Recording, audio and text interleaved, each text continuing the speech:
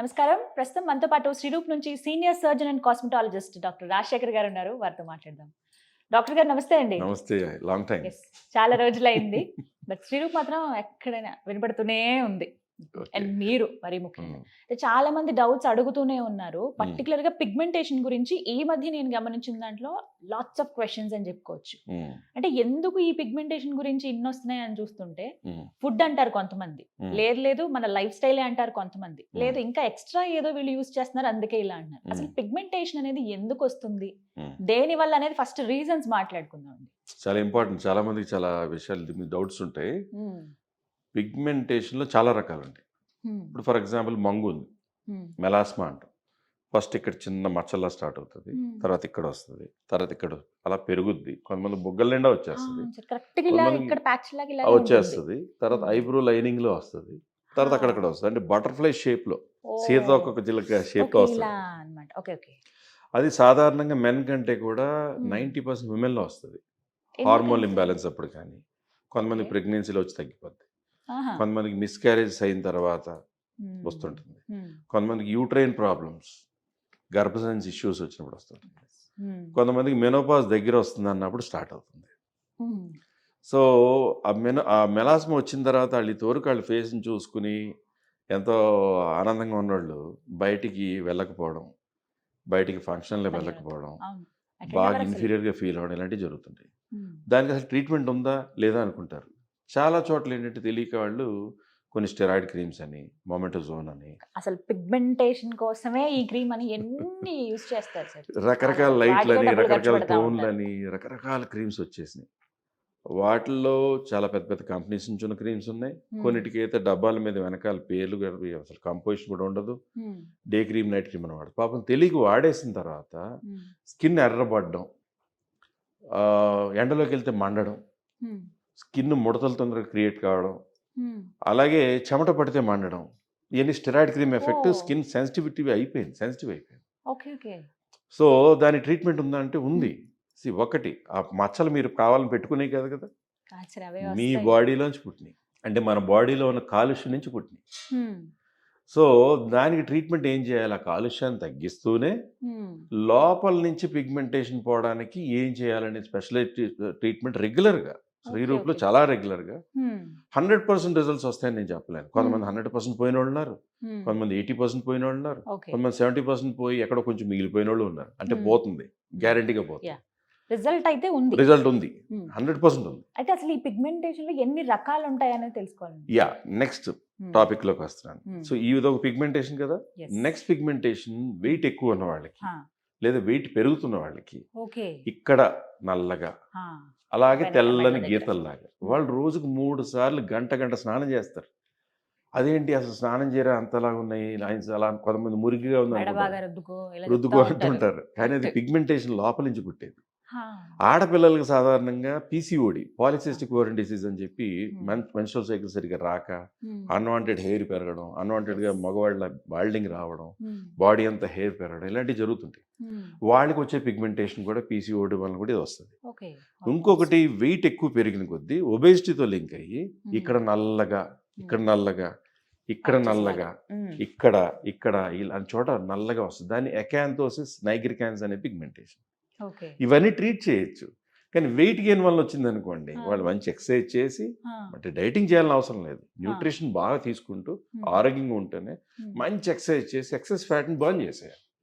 So అది తగ్గుతున్నప్పుడు ఆ pigmentation తగ్గిపోద్ది.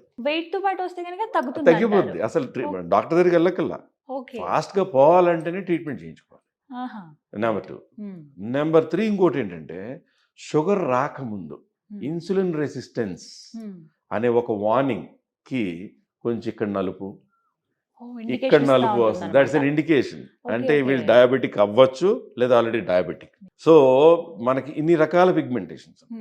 అలా కాకుండా వైట్నింగ్ క్రీమ్స్ అని తెలియక ఏ మెడికల్ షాప్కి వెళ్ళి ఒక వైట్నింగ్ క్రీమ్ ఇవ్వంటే 300 కదా 400 కదా అని ఒక క్రీమ్ కొనేసి అది వాడిన తర్వాత ఫస్ట్ వారం 10 రోజులు అబ్బా ఏం క్రీమ్ దొరికిందిరా, భలే అద్భుతమైన క్రీమ్ దొరికింది, వాళ్ళ ఫ్రెండ్స్కి ఫ్యామిలీకి మొత్తం అందరికి షేర్ చేస్తారు, లేదా సీక్రెట్గా దాచిపెట్టి చెప్పరు. సో ఆ క్రీమ్ వాడిన ఒక 2 వీక్స్కో 3 వీక్స్కో ఎండకు వెళ్ళారనుకోండి బాగా మంటగా అనిపించి ఎర్రగా అవుతుంది. అంటే ఓన్ గా చేసుకున్నది కాదు కదా సార్, ఇప్పుడు మెడికల్ షాప్ లోనే కదా దొరుకుతుంది, కానీ దాని నుంచి ఎందుకు నెగటివ్ రిజల్ట్స్ వస్తున్నాయి? If there is a problem treat చేయడానికి అది ఎలా వాడాలి, ఎన్ని రోజులు వాడికి మానేయాలి, ఓకే. అది వాడుతున్నప్పుడు ఏ జాగ్రత్త పడాలి. చాలా మందికి తెలియక పాపం క్రీమ్ తీసుకుంటారు. ఎండకు వెళ్తే సన్ స్క్రీన్ వాడాలి, అది ఎక్కువ రోజులు వాడకూడదు. అంటే microns of layers of skin ప్రతిరోజు తెలియకుండా పీల్ అయిపోవడం వలన షైనింగ్, వాళ్ళు చూస్తే ఇక్కడి నుంచి ఇదంతా ఒక రంగు ఉంటారు, ఆ క్రీమ్ వాడిన ఏరియా మాత్రం ఒకలా తెల్లగా అయినట్టు. సో అలా కొన్ని వెరీ పవర్ఫుల్ పీల్స్ ఉంటాయి. నేను పేర్లు చెప్పదలుచుకోలేదు, కానీ ఇంపోర్టెడ్ పీల్స్, చాలా పెద్ద పెద్ద పీల్స్, ఒక్కో పీల్కి 40,000 50,000 ఛార్జ్ చేస్తుంటారు. వాళ్ళ దగ్గర అయిపోయిన తర్వాత నాకు పంపించి ఇలా ఎందుకు అయిందంటారు, నన్ను అడుగుతుంటారు. సో అలాంటి పీల్స్ లాగా ఈ క్రీమ్స్లో కూడా అంత పవర్ఫుల్ ఇంగ్రీడియంట్స్. సో మనకున్న ప్రాబ్లం బట్టి మనకి ఎంత అవసరమో అంతవరకు వాడుకోవాల్సినటువంటి క్రీమ్స్ కాకుండా, వాళ్ళకి అవి దాని గురించి తెలియక, దాని గురించి అవగాహన లేక, మెడికల్ షాప్లో ఉన్నవాడు మెడిసిన్స్ అమ్మాలి, వాడు డాక్టర్లు ఇచ్చేయకూడదు. వాడు ఈ క్రీమ్ తీసుకోండి ఇది వాడేయండి అంటాడు. దాంట్లో కొన్ని రకాల స్టెరాయిడ్స్, హైడ్రోక్వినాన్, బెటనవేట్, మెమెటజోన్, గ్లైకోలిక్ యాసిడ్ అన్నిట్లో ఉంటుంది. కానీ దాంట్లో పర్సంటేజ్ ఎక్కువ ఉండేటప్పటికి ప్రాబ్లం సొల్యూషన్ వాడాల్సింది వైట్నింగ్ వాడి అది ఎర్రబడిపోయి స్కిన్ సన్నబడి నవ్వుతుంటే తొందరగా ముడతలు రావడం, అలాగే మొటాలనే లేని వాళ్ళకి మొటాలు వచ్చేసేసి ఎండకు వెళ్తే కందిపోయినట్టు అయిపోతారు. ఆ కందిపోయిన రెడ్నెస్ నుంచి నల్ల మచ్చలు స్టార్ట్ అవుతాయి. ఆ నల్ల మచ్చలు ఎలా అయిపోద్ది అంటే ఫేస్ అంతా ఒకలాంటి డార్క్ స్పాట్స్లో అయిపోయి ఎన్ని సంవత్సరాలైనా పోవు. ఏదేదో ట్రై చేస్తుంటారు. అలాంటి వాటిని కూడా శ్రీరూప్లో చాలా సక్సెస్ఫుల్గా ట్రీట్ చేస్తారు. అంటే we should catch the point, దాన్ని ఎట్లా లైటింగ్ చేయాలి. సో అసలు ట్రీట్మెంట్స్ ఎలా ఉంటాయో వీటి గురించి మాట్లాడాలి. ట్రీట్మెంట్స్లో మంగు ఉందనుకోండి, మంగుకి చాలా మంది లేజర్ అని కెమికల్ పీల్స్ అని చేస్తారు. ఒక కామన్ లాజిక్, చాలా మంది కెమికల్ పీల్స్ లేజర్ చేంజ్ ఉంటారు. ఇప్పుడు ఇలా 3 లెవెల్స్ కింద ఉందనుకుందాం. ఓకే, ఎపిడర్మిస్, డర్మిస్, హైపోడర్మిస్, అలా రకరకాలుగా లేయర్స్ ఉన్నాయనుకుందాం. సో ఆ మెయిన్గా పైన ఉన్న ప్రాబ్లం అనుకోండి, మీరు పవర్ఫుల్ క్రీమ్స్ వాడినా, ఒక కెమికల్ పీల్ చేసినా, ఒక లేజర్తో బర్న్ చేసినా అది పోవచ్చు. మీకు లోపల నుంచి వచ్చి బ్రౌనిష్ బ్లాక్గా స్కిన్ వెనక్కి మసకగా కనబడేది మెలాస్మా. దానికి రీచ్ అయ్యి దాన్ని పిగ్మెంట్ లైటన్ చేస్తూనే లోపల నుంచి యాంటీ ఆక్సిడెంట్స్ లాంటివి, ప్రిజమాస్ బ్యూటీ, కొలాజిన్ లాంటివి, అలాగా గ్లూటథియోన్తో ఉన్న సప్లిమెంట్స్ లాంటివి, వైటమిన్ సి లాంటివి, అలా రకరకాలు ఉంటాయి. వాటిని ఎలా యాడ్ చేయాలో అలా యాడ్ చేస్తే గ్యారంటీగా పోద్ది. ఇప్పుడు ఇన్సులిన్ రెసిస్టెన్స్ అనుకున్నాం, అప్పుడు మనం ఫస్ట్ HbA1c చెక్ చేసి వాళ్ళ షుగర్స్ ఎలా ఉన్నాయో చూసి వాళ్ళకి అది కంట్రోల్ చేయడానికి డైట్లో చిన్న మార్పులు చేసి డెఫినెట్లీ డాక్టర్స్ సజెస్ట్ చేసేది, ఇంకెవరు సజెస్ట్ చేస్తారు.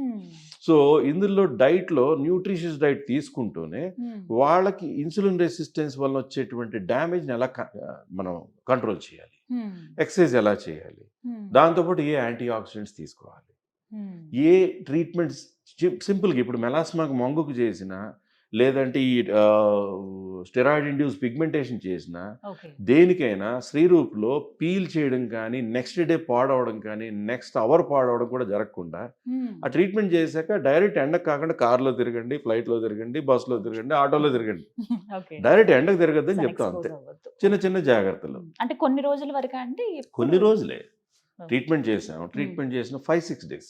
అంటే మళ్ళీ రిపీట్ అవ్వదా అనేది ఒక పెద్ద క్వశ్చన్. రిపీట్ అవ్వాలంటే దానికి వచ్చిన కారణం అయితే ఉందో మనం మళ్ళీ రిపీట్ చేయాలి. అది రిపీట్ చేయాలి. ఇప్పుడు ఫర్ ఎగ్జాంపుల్ హార్మోన్ ఇంబ్యాలెన్సెస్ వల్ల వచ్చింది, దానికి కేర్ తీసుకోవాలి. యూట్రైన్ ప్రాబ్లమ్స్, సర్వైకల్ ప్రాబ్లమ్స్, లోపల గర్భసంచి సంబంధించిన ప్రాబ్లమ్స్, రకరకాల వల్ల వచ్చింది అనుకోండి మంగు, అది ఏంటి అనేది చూసుకుని దాని నుంచి ఎందుకు ఆ కాలుష్యపు డిపాజిట్స్ వల్ల వస్తుంది, దాని నివారణ ఎలా చేసుకోవాలి, డైట్లో ఎలాంటివి తీసుకోవాలి, ఏ రెగ్యులర్ మెయింటెనెన్స్, హెల్దీ క్రీమ్ ఏం చేసుకోవాలనేది చూసుకోవాలి. సో ట్రీట్మెంట్ అయితే ఖచ్చితంగా ఉంది. రూట్ కాజ్ వెతికి దానికి ట్రీట్ చేస్తారు. ఫస్ట్ రూట్ కాజ్ చూడకుండా ఏదో క్రీమ్ చెప్పేసి ఏదో చెప్పేయడం అనేది ఇట్స్ అన్ప్రొఫెషనల్. చాలా వరకు వెళ్ళి ఇష్టం వచ్చి మీరు అన్నట్టుగా మెడికల్ షాప్ లో ఏదైనా ఒక క్రీమ్ ఇవ్వండి అని తీసేసుకుంటారు. పాపం తెలియదు ఏం చేస్తారు వాళ్ళు, డాక్టర్ దగ్గరికి డబ్బు ఖర్చు అవుతుందేమో, లేకపోతే ఇంత పే చేయాలనుకుని ఏదో మెడికల్ షాప్ లో అడిగేద్దాం అనుకుంటారు. దాని నుంచి వచ్చిన ప్రాబ్లంకి హాస్పిటల్కి వెళ్ళే ఖర్చు దానికంటే చాలా అయిపోతుంది. అంటే సార్ ఇక్కడ ఒక క్వశ్చన్ ఏంటంటే బేర్ చేయగలమా మిడిల్ క్లాస్ వాళ్ళం మేము ఆ ఖర్చు అని కూడా ఆలోచిస్తాం. Definitely there are very expensive treatments. ఇప్పుడు మంగు ఉంది, మెలాస్మా ఉంది. Middle class, lower middle class people కూడా చాలా మంది రెగ్యులర్గా రోజుకి దగ్గర దగ్గర ఎన్నో ట్రీట్మెంట్స్ జరుగుతాయి. నెంబర్స్ అన్నమాట, డబుల్ నెంబర్స్లో జరుగుతాయి ట్రీట్మెంట్స్ రోజు. అందులో మెలాస్మా సంబంధించి అట్లీస్ట్ 20-30% శాతం ఉంటుంది. అందులో మిడిల్ క్లాస్ వాళ్ళు, లోవర్ మిడిల్ క్లాస్ వాళ్ళు కూడా ఉంటారు. Rich class, upper middle class వస్తే అది వేరు. వాళ్ళు అఫోర్డ్ చేయగలిగే విధంగా మనం సజెస్ట్ చేయాలి. రైట్. ట్రీట్మెంట్ అయితే బెస్ట్ అందుబాటులో ఉంది. ఎగ్జాక్ట్లీ. థ్యాంక్ యూ డాక్టర్ గారు. సో విన్నారు కదా, పిగ్మెంటేషన్ కి మంగుమచ్చలతో ఎవరైతే బాధపడుతున్నారో కొన్ని సంవత్సరాలుగా ఎక్కడ మేము ఒక డాక్టర్ని కలవాలనుకున్నాం, ఎక్కడికి వెళ్ళాలని అనుకునే వాళ్ళకి శ్రీరూప్ బెస్ట్ ఆప్షన్ అని చెప్పొచ్చండి. ప్రత్యేకించి ఇప్పుడు డాక్టర్ గారి మాటల్లో మీరు విన్నారు కదా, అన్నిటికీ ఇక్కడ ట్రీట్మెంట్ ఉంటుంది, రిజల్ట్ కూడా దానికి తగ్గట్టుగా ఉంటుంది. మీరు ఏ లెవెల్లో మీ పిగ్మెంటేషన్ అనేది ఉంది అనేది ఫస్ట్ చెక్ చేయించుకుంటే బెటర్. ఫస్ట్ డాక్టర్ గారి కన్సల్ట్ అవ్వాలంటే మీరు అపాయింట్మెంట్ తీసుకోండి. స్క్రీన్ మీద నెంబర్ ప్రొవైడ్ చేస్తున్నాను, ఒకసారి డాక్టర్ గారితో మాట్లాడండి. ఫస్ట్ ఆయనతో మాట్లాడాక ఏ లెవెల్లో ఉందో తెలిసి ఆటోమేటిక్గా రిజల్ట్ కూడా వస్తుంది. ఇది వాళ్ళ వీడియో. నమస్తే.